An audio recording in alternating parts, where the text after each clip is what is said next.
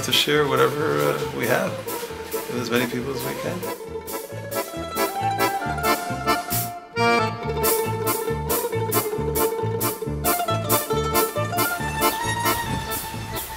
Shalom uvracha. With your permission, I wanted to share an idea from our Torah section of Tzav, discussing the specific form of a sacrifice that was brought by the Kohen Gadol, the high priest, as well as all of the Kohanim priests, on the day that they were initiated into their service.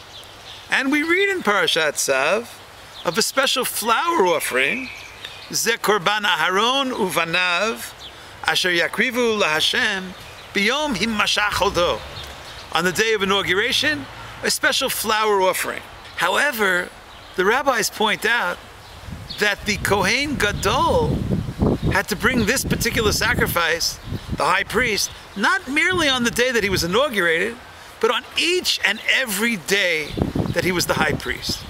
Unlike the regular Kohanim, who had to bring the sacrifice only once on the initial stage of their entry into the Kahuna, the Kohen Gadol was required mahatzita baboker u mahatzita ba'erev, half in the morning and half in the evening, twice a day, chak olam, forever and ever, for as long as he was a high priest.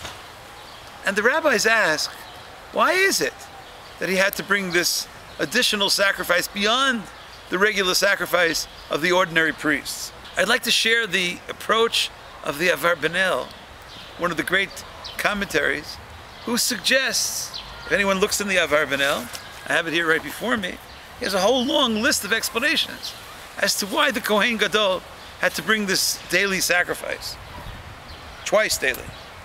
And he says that one of the main considerations is, before a person can purify others, they have to make sure to purify themselves. The high priest, although in a position of greatness in the temple, kshot atzmecha v'chakach kshot achirin. Before serving as a Kohen priest for others, how about your own life? There is no one in this world who's perfect. There isn't no one in this world who's sinless. But if you're so involved in expiating the sins of others, what about your own sins? Says the Avarbanel, the Torah wanted the Kohen Gadol to bring daily, twice a day, bring the sacrifice to keep him intact, to keep him in line, to make sure that he never reaches a level, God forbid, of arrogance. And the particular form of sacrifice that he was bringing, this flour offering, which is generally brought only by poor people, flour, the cheapest of all ingredients of sacrifices, maybe to encourage, suggests the Avarbanel, maybe those people who can't afford a higher level sacrifice, well, if it's good enough for the Kohen Gadol, it's good enough for me. And what about all of the people who perhaps were so embarrassed to come to the temple and to have to ask God for forgiveness for different types of sins? Well, when they saw that the highest member of the community in the temple, the highest level leader of the Mikdash, was always there bringing sacrifices, trying to rectify his own life, then perhaps they wouldn't be embarrassed. As the Avarbanel writes, Ki yomru hine haKohen Gadol mechaper ba'ad nafsho boker v'arev. Ma na'aseh anachnu? If he has to be involved in such activities, then surely we have to as well. In Torah tradition, the greater the person, sometimes the greater the temptations. Kol hagadol mehavero yitzro gadol himenu. There are greater challenges for greater people. And the Kohen Gadol perhaps had to live up to these challenges with these special requirements of daily sacrifices.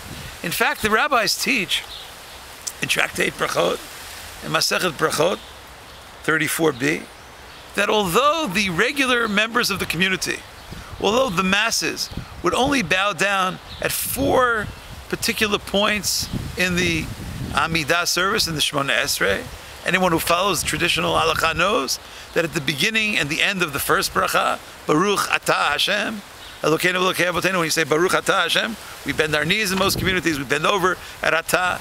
Then Baruch Atah Hashem, again Avraham, again we bend over. And in Modim we bend over. And at the end of the bracha of Modim we bend over 4 times. And one of my great teachers, Rav Miller of blessed memory, he suggested that perhaps the word Baruch which is usually translated as you are the source, Baruch Atah, you are the source of blessing. Maybe it means something together with the concept of a knee, because the Hebrew word for knee is connected to the Hebrew word for blessing.